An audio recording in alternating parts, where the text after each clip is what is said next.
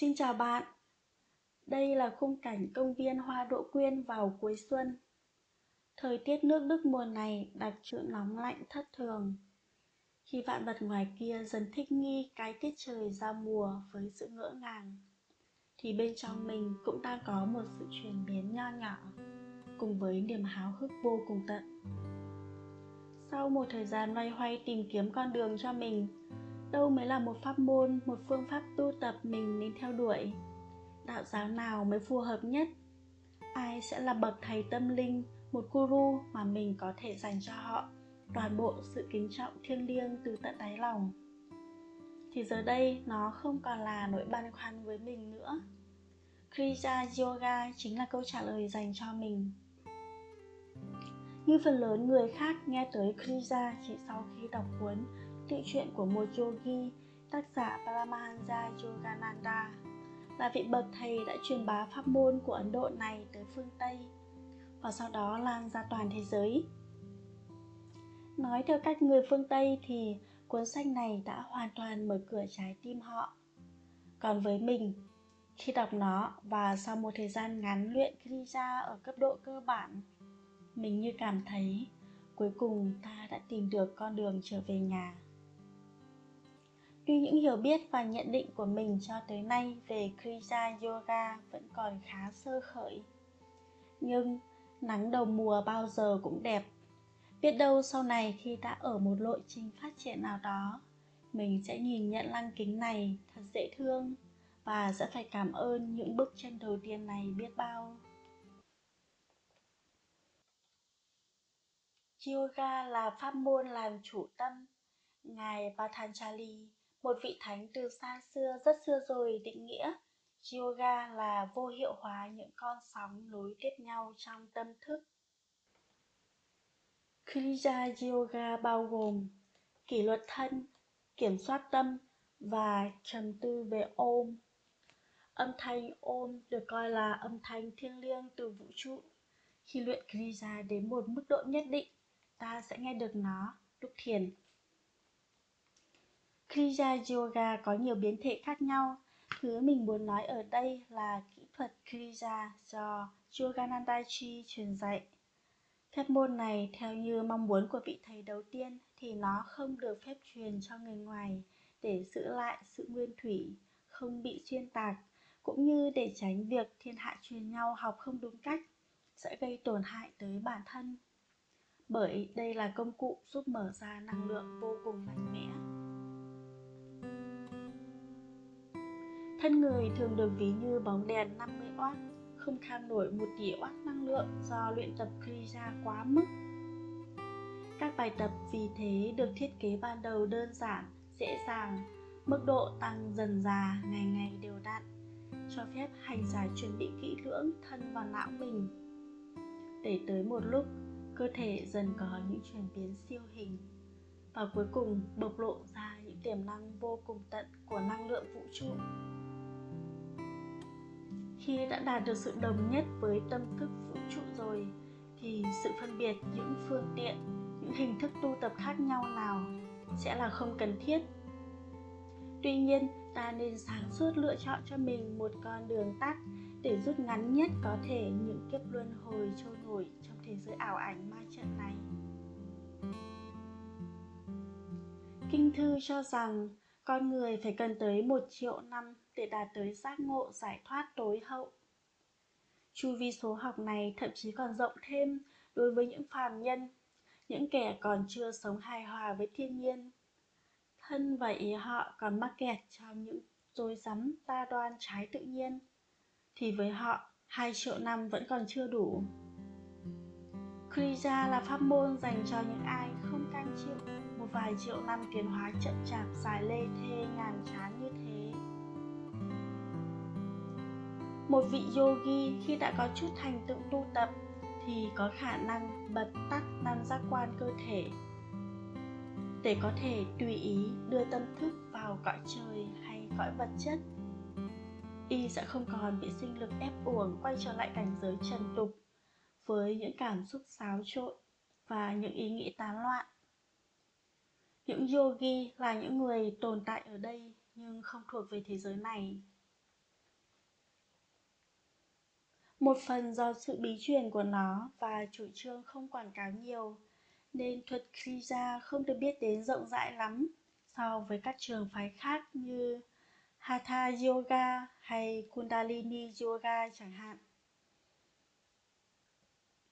Về điều này, Lahiri Maharaja, một trong 4 vị thầy duy nhất của Kriya đã nói: hãy để hương hoa Kriya tỏa đi một cách tự nhiên. Hạt giống Kriya sẽ bám rễ chắc trong đất những trái tim màu mỡ tâm linh. Cuộc đời khiêm cung và tâm linh cao của những vị thánh luôn là đề tài thu hút và là niềm cảm hứng bất tận đối với mình. Bạn sẽ thấy tri thức thế gian thật nhỏ bé. Những trường đại học sẽ chỉ như những nhà trẻ khi bạn nghiền ngẫm về các bậc đại giác ngộ này qua cuốn sách Tự truyện của một yogi. Vị thầy cao cả nhất của các vị thầy đó là Babaji, người đã làm sống lại pháp môn Kriya cổ xưa đã từng bị thất truyền này. Ông được coi là một yoga chúa, có cấp bậc tâm linh cao như Chúa Giêsu, Krishna, Đức Phật. Tuy nhiên, nếu không đọc sách này thì có lẽ lịch sử chẳng biết tới Babaji là ai. Từ cổ chí kim luôn tồn tại những nhân vật xuất chúng như thế, nhưng họ chỉ sống đời khiêm cung tự tại, không hiển lộ mình ra trước công chúng. Sri Yukteswar có thể coi là đệ tử chân truyền đời 2 của Babaji, người có khả năng phục sinh giống như Chúa Giêsu, cho rằng bất cứ khi nào ta gọi tên Babaji với tất cả lòng thành kính thì sẽ lập tức nhận được một độ lực.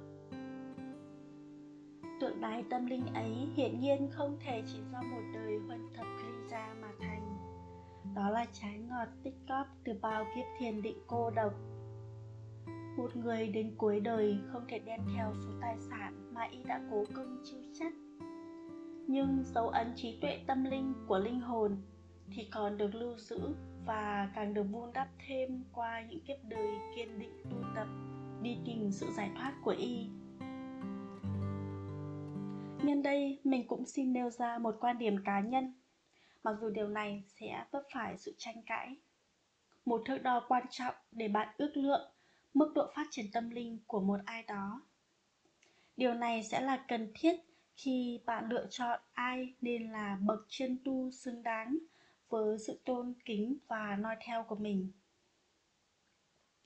Mình tin vào một điều chắc nịch rằng những người tâm linh càng cao thì họ càng bớt phụ thuộc và mong cầu vào vật chất của cải hơn.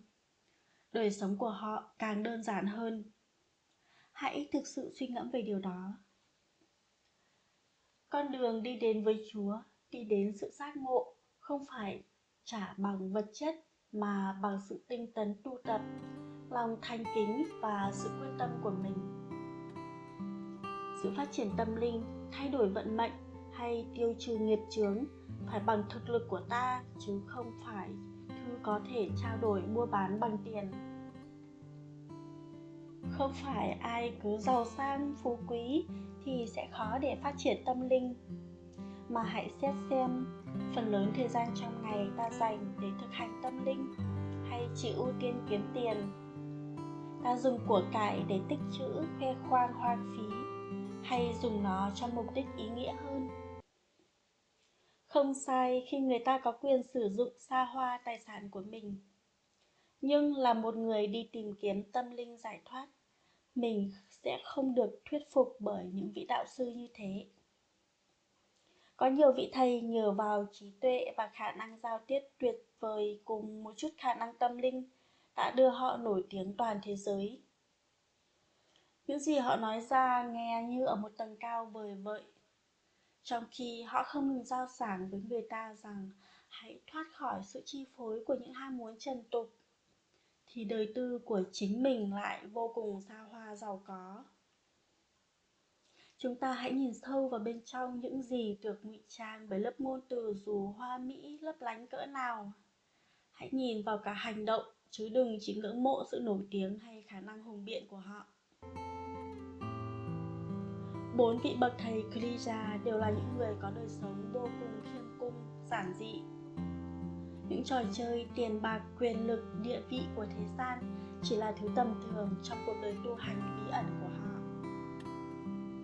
Nếu không thì với một yogi chúa đã sở đắc thần thông, khi mà tâm thức của họ đã đồng nhất với tâm thức của đấng tạo hóa, họ đều có thể dễ dàng thành công vang danh trong bất kỳ lĩnh vực nào mà khó ai trên đời có thể sánh được. Họ có thể toại được bất kỳ ước nguyện trần thế nào với khả năng vô hạn của mình. Có câu nói rằng đừng đi tìm tình yêu từ bên ngoài, bởi nó đã có sẵn ở trong bạn. Ngày trước lúc mình còn chưa thức tỉnh, bên trong chỉ là một mảnh đất hoang khô cằn. Mình đã không hiểu ý nghĩa câu nói đó, và cũng không hiểu sao người ta có thể nghĩ ra được một câu như vậy.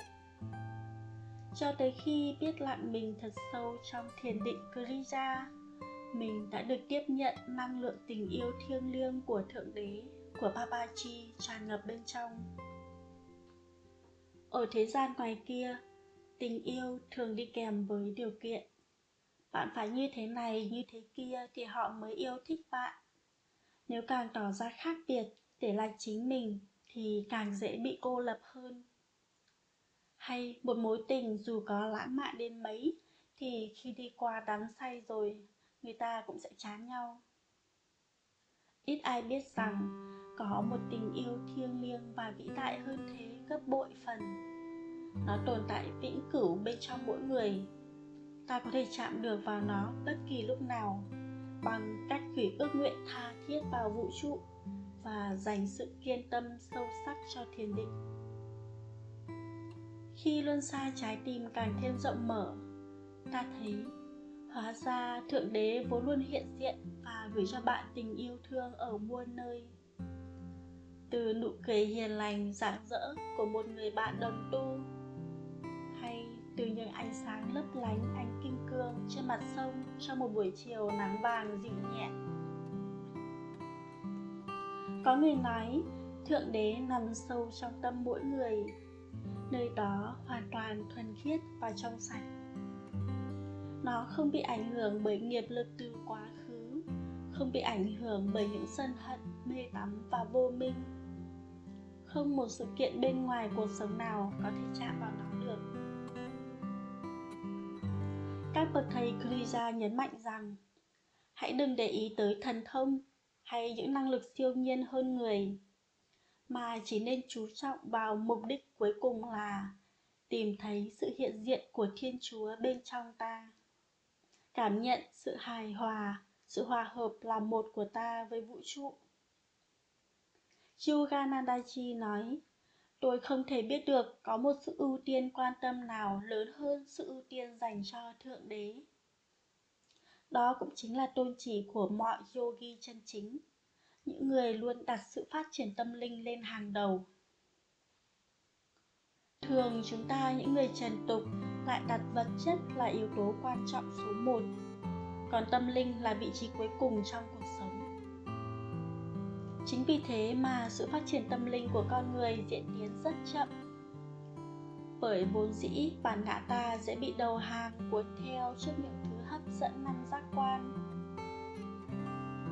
Mắt muốn nhìn những thứ đẹp đẽ hấp dẫn, miệng muốn ăn món này ăn món kia, tai muốn nghe thứ hay ho kịch tính. Tất cả đó tuy nhiên chỉ là sự tạm bợ nhất thời. Chúng là phù du, là cám dỗ nên sẽ chẳng đưa ta đi đến đâu cả. Tất cả chỉ kết thúc trong sự chán chường mà thôi. Việc kiên trì và kỷ luật thiền định sẽ giúp ta chế ngự và vượt lên trên mọi ham muốn trần tục tầm thường. Thiền càng nhiều càng tốt, nhưng việc thiền đều đặn mỗi ngày còn quan trọng hơn là thiền nhiều. Hôm nay bạn có thời gian nên bạn thiền được nhiều, nhưng lại ngắt quãng vài hôm sau mới thiền lại, thì công phu thiền của bạn sẽ giảm, thụt lùi đi đáng kể. Kèm với đó, bạn bị sự sao lãng của thế giới bên ngoài xâm chiếm rất nhanh. Đó chính là kinh nghiệm đau thương của mình ở những ngày đầu luyện Kriya. Mình còn chưa biết cách sắp xếp thời gian và kỷ luật lỏng lẻo. Nếu như thiếu đi bàn tay sắt của kỷ luật tâm linh thì sẽ là điều kiện thuận lợi cho đám cỏ dại của những dục vọng, thói hư tật xấu sinh sôi tràn lan. Nếu ý chí bị bào mòn, thân tâm này sẽ chỉ còn là nô lệ của nghiệp lực, cho những ham muốn của các giác quan tùy cơ dẫn dắt trong lục đạo luân hồi. Những thứ đem lại niềm vui nhất thời trong đời sống trần tục lại du ngủ ta ngục lặn mãi giữa ảo ảnh thế gian. Bạn sẽ không thể tìm thấy kỹ thuật Kriya trên mạng hay sách vở. Tất cả các học viên phải giữ lời thề, không được truyền pháp môn này ra bên ngoài. Mình tin là sẽ chẳng ai dại dột phá bỏ lời thề để phải gánh chịu một nghiệp xấu vô cùng lớn.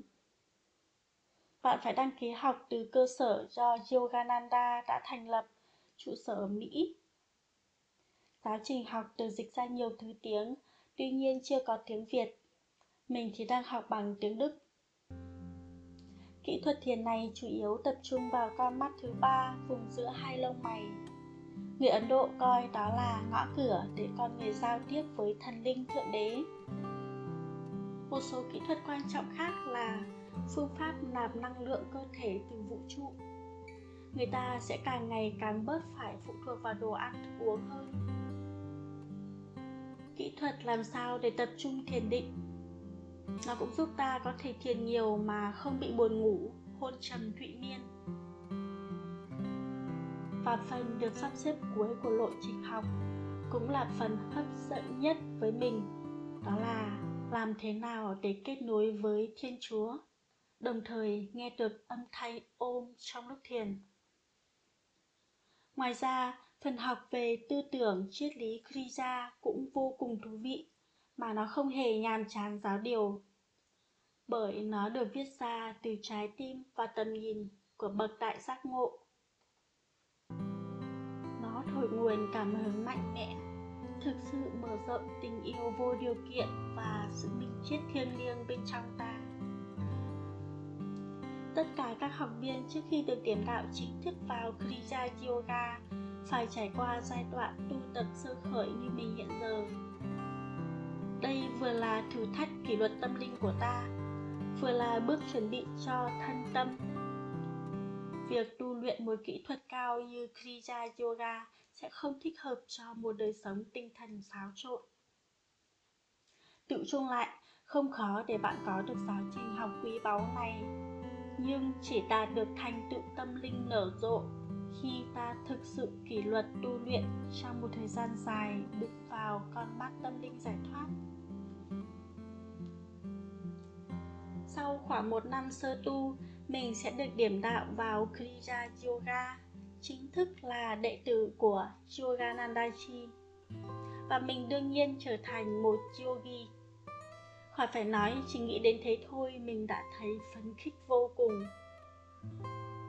Hiện đang ở gần những ngày mùa hè nóng bỏng, mình đã có thói quen đón chờ những ánh nắng chiều không quá nóng hắt qua khung cửa sổ xuống chỗ ngồi thiền.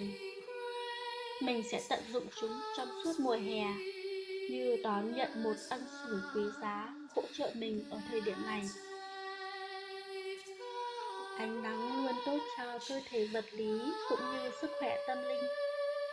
Sự tuyệt diệu đó rất dễ nhận thấy khi bạn để cho và cảm nhận ánh sáng mặt trời vuốt ve nơi con mắt thứ ba trong sự trống rỗng và tĩnh lặng thẳm sâu của thiền định.